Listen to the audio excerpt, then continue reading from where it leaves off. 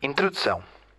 Ao longo deste semestre e fazendo uma ponte aos conteúdos lecionados, considero que coloquei particular ênfase nas vertentes da composição e performance.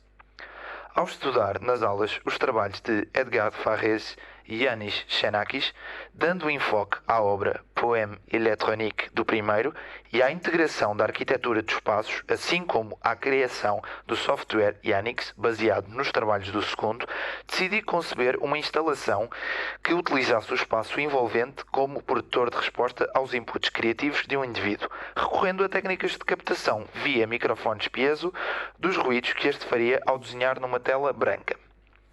No caso dos compositores mencionados acima, um dos seus pontos de contacto foi a integração das peças de ambos no pavilhão Philips, pavilhão projetado por Le Corbusier durante a Expo 1958, em Bruxelas. No caso de Varèse, penso que um dos fatores de particular interesse na sua obra Poème électronique seja a complexa espacialização para a qual esta trabalhou. Trata-se de uma peça idealizada para cerca de 450 colunas, baseada num sistema de switches controlados por uma série de telefones discáveis. Como o pavilhão tinha formas bastante pronunciadas, Varèse fez uso destas formas para trabalhar o som no espaço.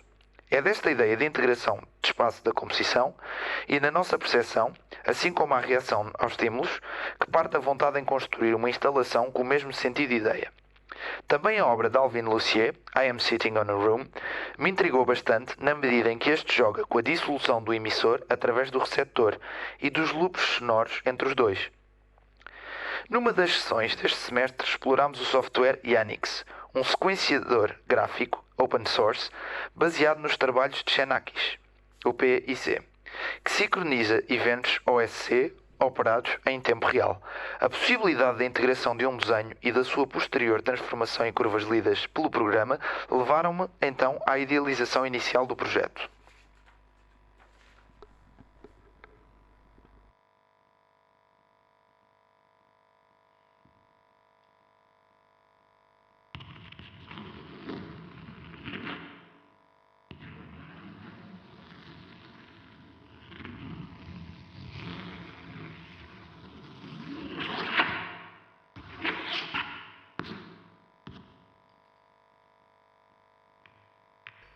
Estados do projeto.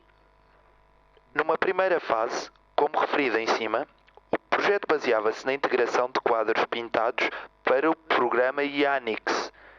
A ideia passava por converter estes em ficheiros SVG, um ficheiro com gráficos vetoriais, para que o programa interpretasse as linhas vetoriais como caminhos para gerar som.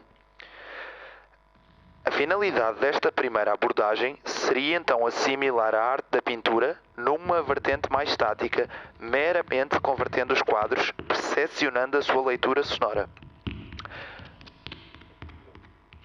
Escolhi estes quadros, pintados pelo meu irmão, que considerei terem linhas destacáveis e elementos geométricos, com vista a poder criar os ficheiros vetoriais com mais facilidade, ao invés de escolher uma pintura com uma textura muito complexa.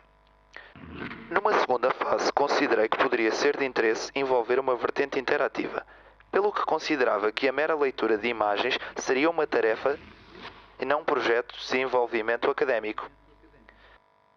Assim, pensei na integração de uma célula que pudesse ler luz-tonalidade, traduzindo-se em sinais para o computador, que ao ser integrada num objeto, poderia providenciar uma forma da pessoa ler os quadros em tempo real, traduzindo o Yanix os sinais que estaria a receber da célula.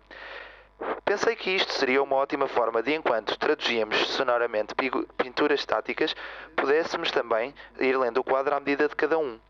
Uma das minhas problemáticas nestas fases iniciais, e onde considero que falhei nos meus objetivos, foi na não compreensão da total força e amplitude do programa, e assim perdi-me um pouco na sua complexidade. Considero que foi um problema, pois fiquei com bastante vontade de tentar aprender a sua mecânica. Assim, na terceira fase, e integrando esta vertente de interatividade, segui o conselho de explorar o software EpochCam, cuja ideia seria utilizar o telemóvel como a célula de leitura das linhas dos quadros para o transmitir para o software.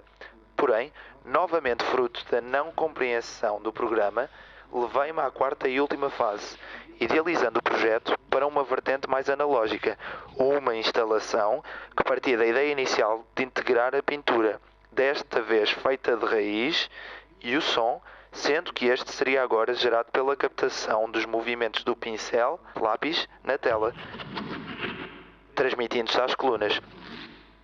Uma das ideias abandonadas nesta fase seria a de um mapeamento no Super Collider destes sons através da interpretação dos volumes dos microfones piezoelétricos, indicados como bons para captar ruído de contacto, revelando a localização do pincel na tela. Criado o conceito base da interação, começou-se a soldar os piezoelétricos a terminais XLR, ligando estes à interface sonora e posteriormente às colunas. Por último, a ideia de criar um posto de narrativa onde o indivíduo que realiza a experiência vai, à medida que cria a sua arte na tela, narrando o que está a pensar ou o que desenha, com mais uma coluna, além das 8 que serão utilizadas, surge de 2 problemas que surgiram no processo de idealização. Prende-se com a escolha da interface utilizada para a idealização desta instalação, uma Behringer UMC1820, que contém somente 8 canais de entrada. Assim, tivemos de reduzir um microfone. Um dos primeiros protótipos desta instalação tinha como ideia serem 9 microfones.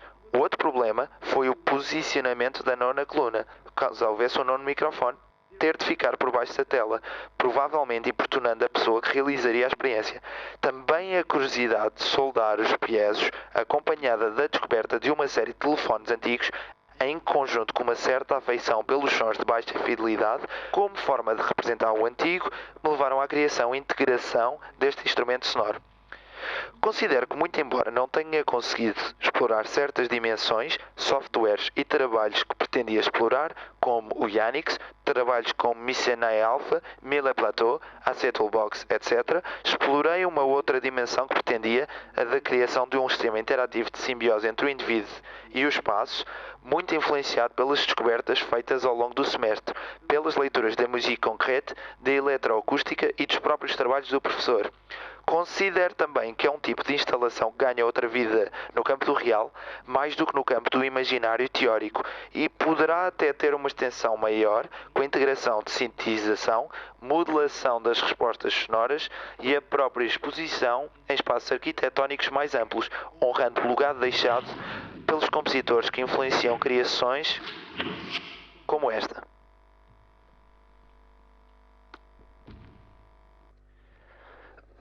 Materiais e montagem. Para a realização da experiência foram reunidos materiais já existentes e materiais por construir. O sistema subdivide-se em pequenos grupos que interagem entre si. Através das tabelas no final deste capítulo, explicarei sucintamente que materiais foram utilizados e qual a sua função, atribuindo-lhes nomes que facilitam a sua identificação. O esquema desenhado ilustra como deverá ser a montagem do conjunto de sistemas e onde se devem posicionar os elementos. Neste, podemos observar que a instalação é constituída por 3 sistemas: pintor, interlocutor e mecânico. Conceptualmente interligados, fisicamente somente o sistema pintor e mecânico estão, porém com funções distintas. Podemos observar que as colunas se dispõem ao redor da pessoa que realiza a experiência, sendo colocadas fisicamente na sala, respeitando as coordenadas dos microfones na parte anterior da tela, representando sonoramente cada coluna um microfone. A posição dos microfones na tela determina que, tal como se tratasse de uma representação aérea da sala, as colunas estejam distribuídas como um paralelepípedo com colunas nos vértices e a meio de cada aresta.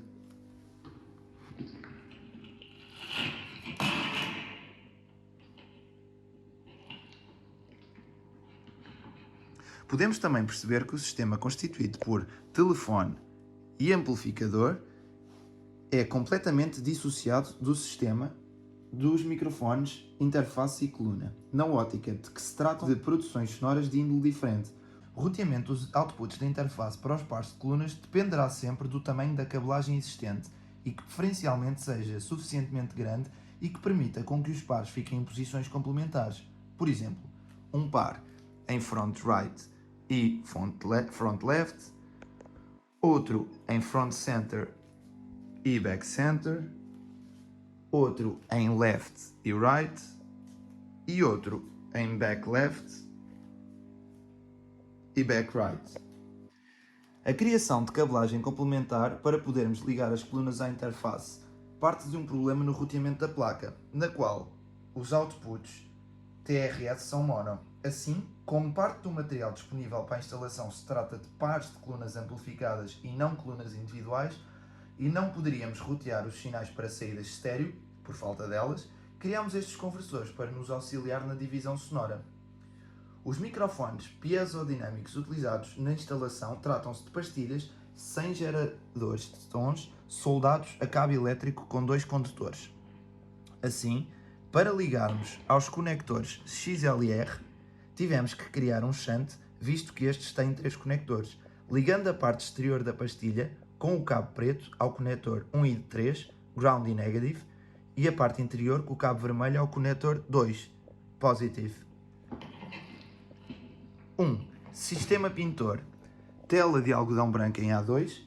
Esta será a base de instalação e na qual o indivíduo desenhará e dará origem aos sons envolventes. Cavalete, onde a tela assenta, simulando um ambiente de ateliê.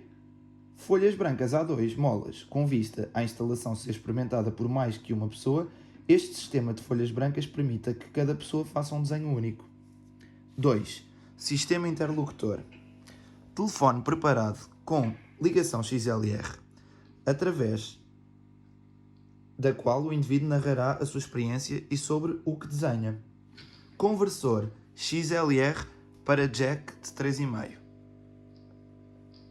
Com vista à utilização de um amplificador portátil que não tenha uma entrada XLR, utiliza-se este conversor. Pode, em alternativa, utilizar-se um cabo XLR jack. Pequeno amplificador de instrumento. Ao utilizarmos este amplificador, além da fidelidade mais baixa que o telefone providencia, podemos usufruir da cor deste para impor um sinal mais distorcido. 3. Sistema mecânico. 8 conjuntos de microfone piezo dinâmico soldado a XLR fêmea. Este conjunto será usado para captar os sons desenhados na tela. Serão colocados na parte anterior da tela em contacto direto com a superfície. Interface áudio com 8 inputs e 8 outputs. A interface será o ponto de aglomeração dos sinais sonoros provindos dos microfones piezo, alimentando-os a 48 volts e simultaneamente roteantes para o computador e, sob ordem deste, para os outputs específicos onde estarão os conjuntos que os levarão às colunas. Computador com DAW. Através de uma DAW instalada no computador, podemos fazer direcionar os sinais sonoros dos microfones para os outputs onde estejam as colunas, correlando o microfone com a posição da coluna que o representa. 4 conjuntos de ficha 3,5 estéreo e 2 fichas mono macho 635. Servem estes conjuntos para permitir que o roteamento no programa nos deixe enviar 2 faixas mono individuais para um receptor estéreo, fazendo pan em cada um para os extremos. Finalmente, 4 colunas pares estéreo para podermos reproduzir o som.